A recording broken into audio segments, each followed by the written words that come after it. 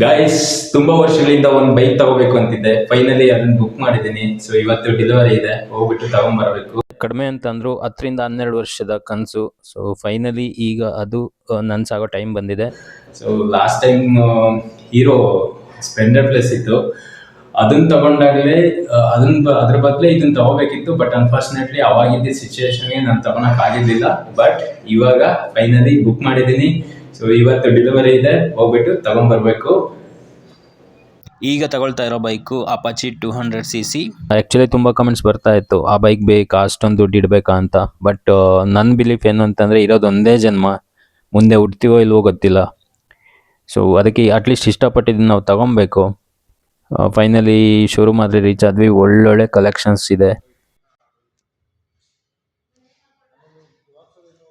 ಶೋರೂಮ್ನವರು ಅಷ್ಟೇ ತುಂಬ ಏನು ಟೈಮ್ ತೊಗೊಳ್ಲಿಲ್ಲ. ನಾವೊಂದು ನಂಬರ್ ಕೊಟ್ಟಿದ್ವಿ, ಆ ನಂಬರ್ನ ರಿಜಿಸ್ಟ್ರೇಷನ್ ಮಾಡಿಸಿ ವಿತಿನ್ 1 ವೀಕಲ್ಲೇ ಎಲ್ಲ ಪ್ರೋಸೆಸ್ಸು ಕಂಪ್ಲೀಟ್ ಮಾಡಿದ್ರು. ಮತ್ತು ನಮಗೆ ಗಾಡಿ ಬಂದುಬಿಟ್ಟು 12 ಗಂಟೆ ಒಳಗಡೆ ಬೇಕಿತ್ತು. ಸೊ ಆ ಟೈಮ್ಗಾದರೆ ಕೊಟ್ಟರು.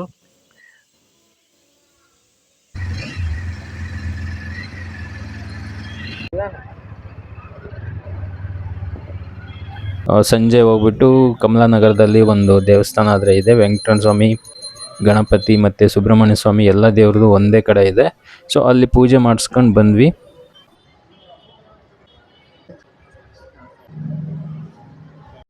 ಇವರು ತುಂಬ ಕಷ್ಟದಲ್ಲಿ ನನ್ನ ಜೊತೆ ನಿಂತವರು.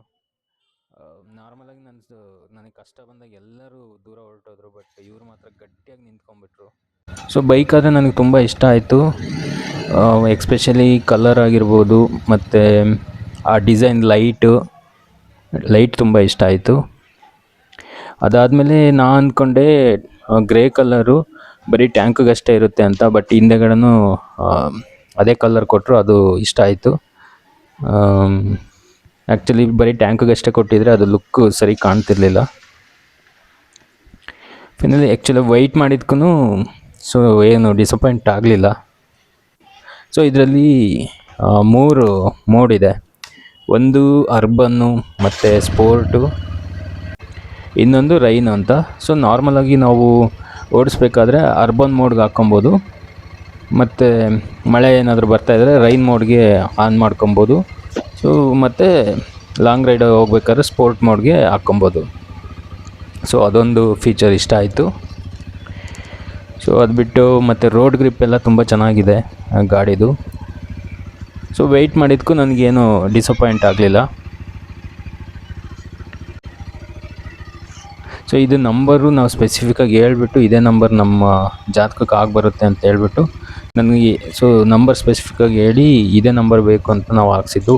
ಅದಕ್ಕೆ ಎಕ್ಸ್ಟ್ರಾ 9,500 ರೂಪಾಯಿ ಕಟ್ಟಿದ್ದಾಯಿತು. ಸೊ ಇದು ಗೇರ್ಗಳಷ್ಟೇ, ಮೊದಲನೇದು ಕೆಳಗಡೆ, ಮಿಕ್ಕಿದೆಲ್ಲ ಮೇಲ್ಗಡೆ. ಕಡಿಮೆ ಮಾಡಬೇಕಂದ್ರೆ ಎಲ್ಲ ಡೌನ್ಗೆ ಹಾಕೋದು.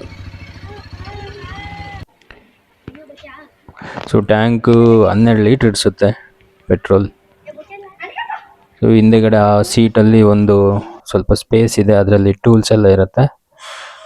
ಮತ್ತು ಗಾಡಿ ಡಾಕ್ಯುಮೆಂಟ್ಸು ಸಹ ಇದರಲ್ಲಿ ಇಟ್ಕೊಬೋದು. ಸೊ ಅಮೌಂಟ್ ಕೊಟ್ಟಿದ್ದಕ್ಕೂ ಏನು ಲಾಸ್ ಇಲ್ಲ ಅಂತ ಅನ್ನಿಸ್ತು ನನಗೆ. 1,92,000, ಅದರಲ್ಲಿ 10,000 ಡಿಸ್ಕೌಂಟ್ ಹೋಗಿ 1,82,000.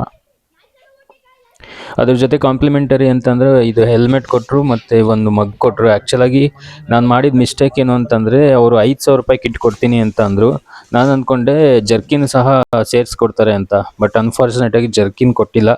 ಅವ್ರು 5,000 ರೂಪಾಯಿದು ಹೇಳಿದ್ರು, ಬಟ್ ಅವ್ರು ಕೊಟ್ಟಿದ್ದು 2,500 ಅಷ್ಟೇ. ಜರ್ಕಿನ್ ಕೊಟ್ಟಿದ್ದಿದ್ರೆ ಸರಿ ಹೋಗಿರೋದು, ಬಟ್ ಕೊಡಲಿಲ್ಲ.